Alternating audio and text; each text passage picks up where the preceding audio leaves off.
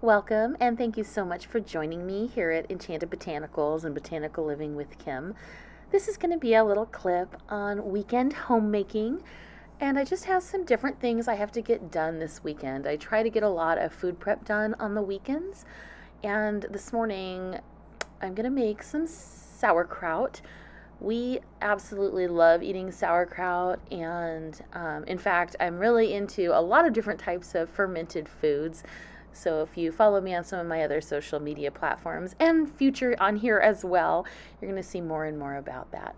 But right now, I'm just chopping up really finely some cabbage heads. I love to chop, so you can totally use a mandolin or a grater if you'd rather, but for me, chopping is really therapeutic, so I absolutely love to chop vegetables.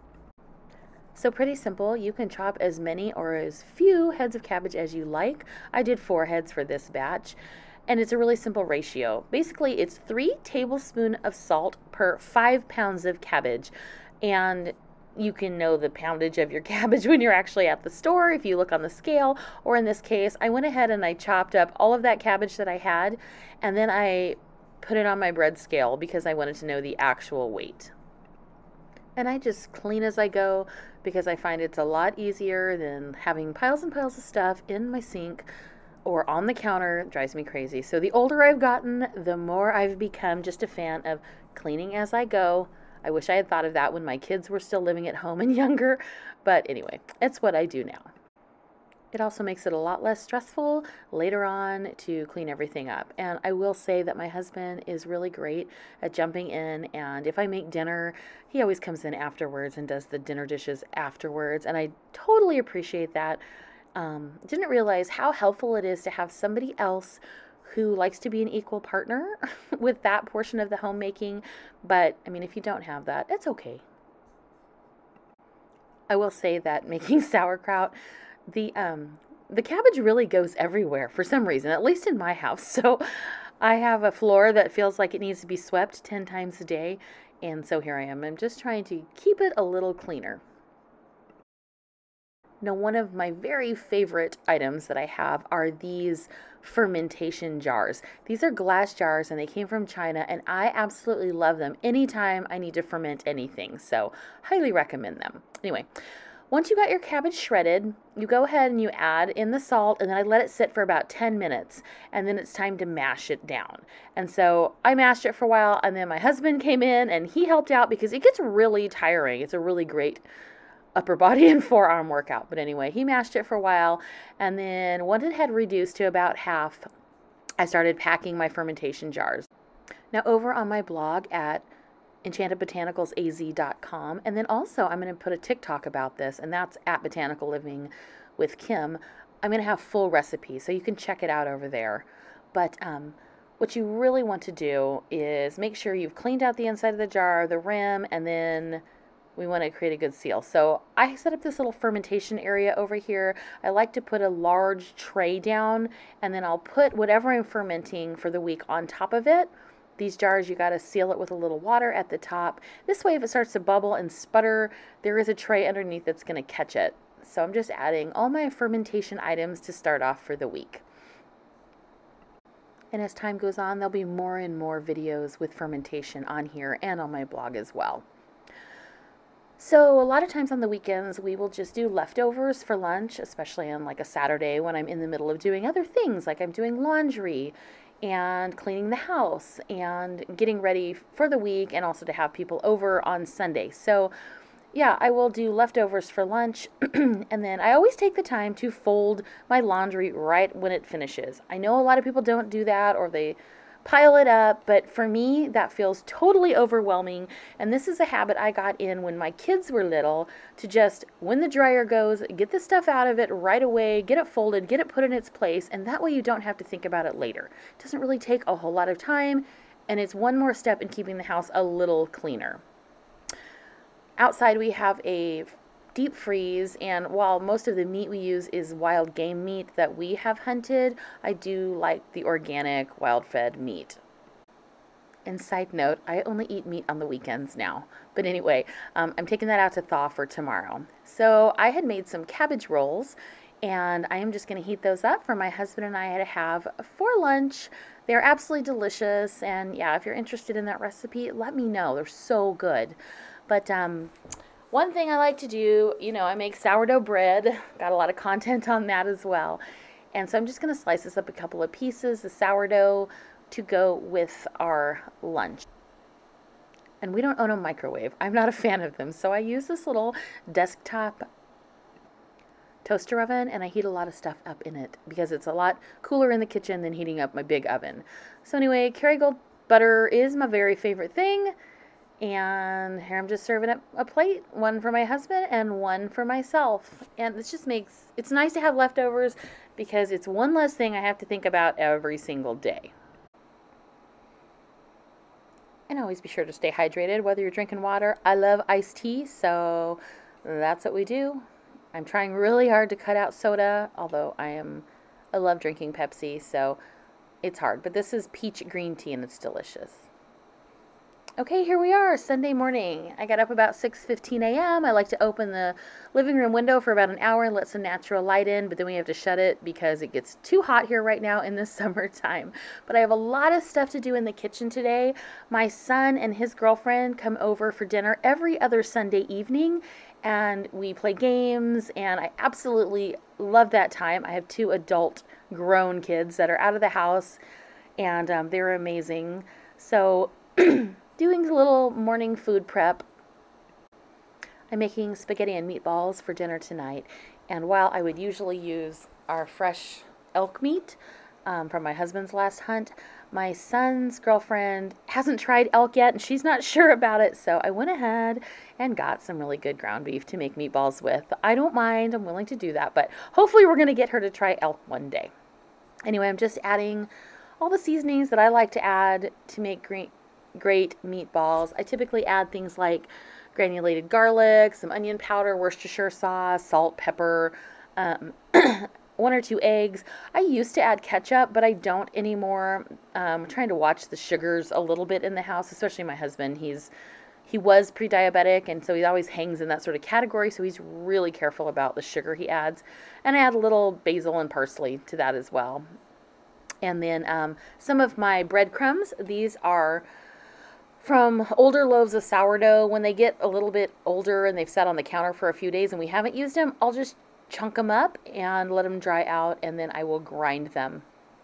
And that's my breadcrumbs. So I just like to make little meatballs. I make them ahead of time. This batch, it was about 1 pound of meat. I saved a little bit for my actual sauce, but it made about 18 meatballs, and I like to make them ahead of time and bake them and then put them into the sauce. So once these are done, I'm just going to cover them and put them in the refrigerator, and then I'm going to bake them in a little while. So now I'm just gathering all the ingredients out of my pantry to put together my tomato sauce.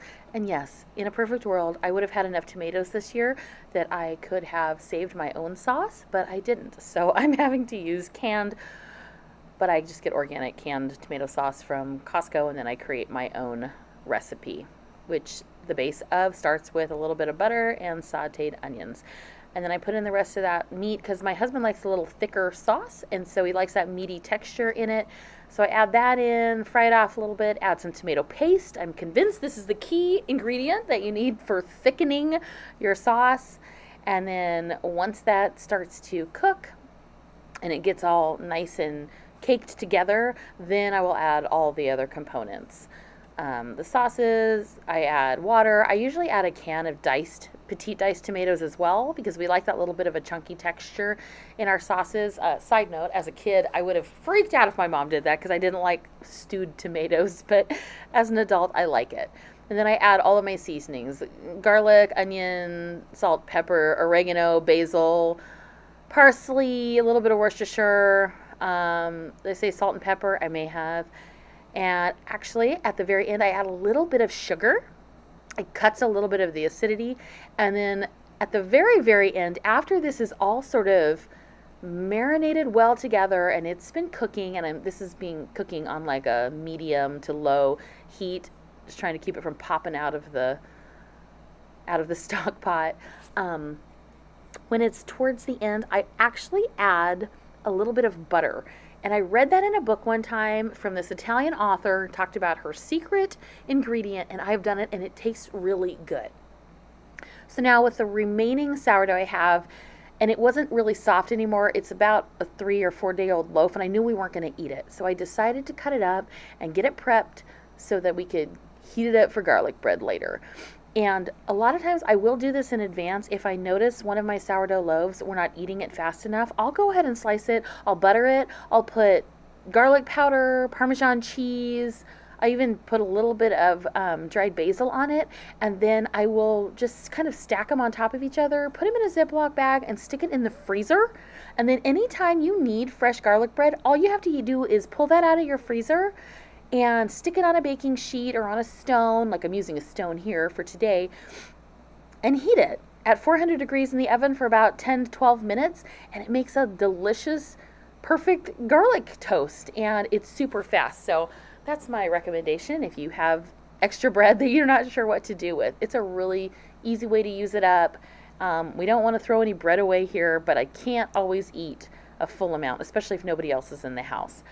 So, like I said, I'm just making this today so that we can heat it up later. I'm just going to cover it, set it on the counter. It's going to be totally fine for a few hours until I'm ready to bake it.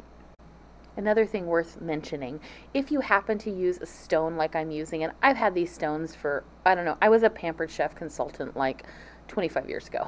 So I've had my stones a long time. I will say that when you try to heat up garlic bread on something like this, it's not going to get crunchy on the bottom. So if you want it to have a nice little crunchy on the bottom, you'll need to put it on a regular baking sheet. Anyway, time to, oh, see, here's what I was talking about. Adding that little bit of butter at the end to the sauce just makes such a great difference. And then I'll just let this sit for several hours on the back of the stove.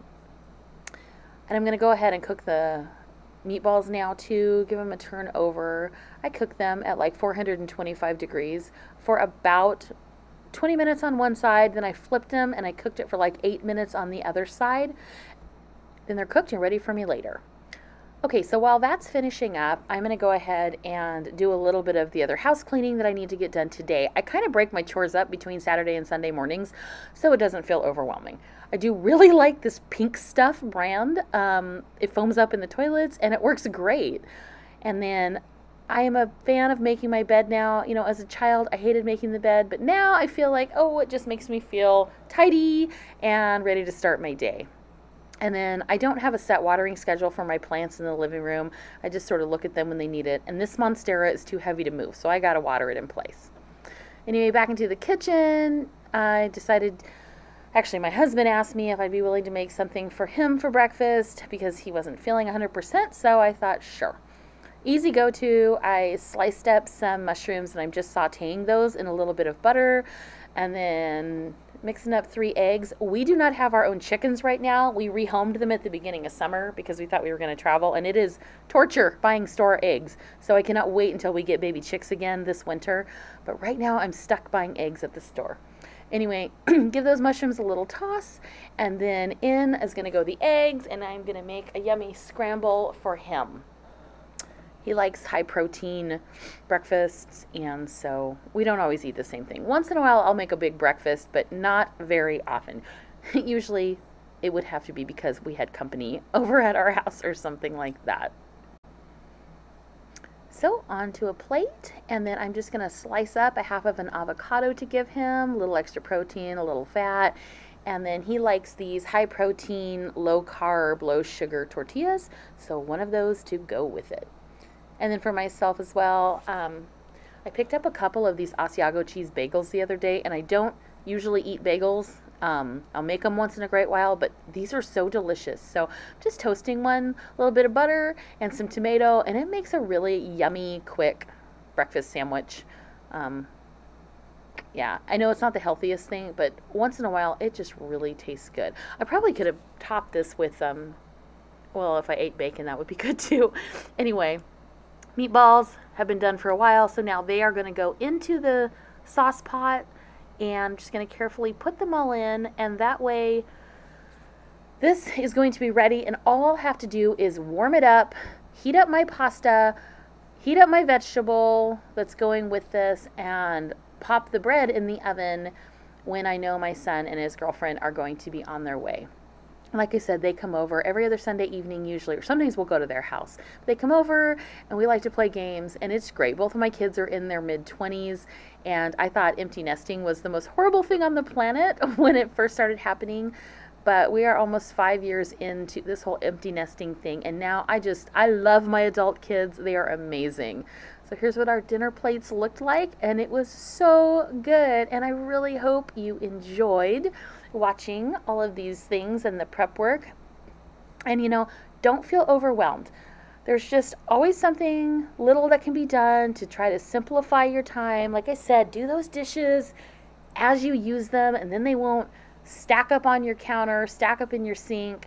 I do wash everything by hand. I think there's a dishwasher over there that we've just literally have never used it. We don't own this house. But anyway, I hope you enjoyed this, and I look forward to sharing more with you soon. Thanks for spending this time with me. Feel free to check out my blog over on enchantedbotanicalsaz.com, and I hope you have an absolutely wonderful day. Take care.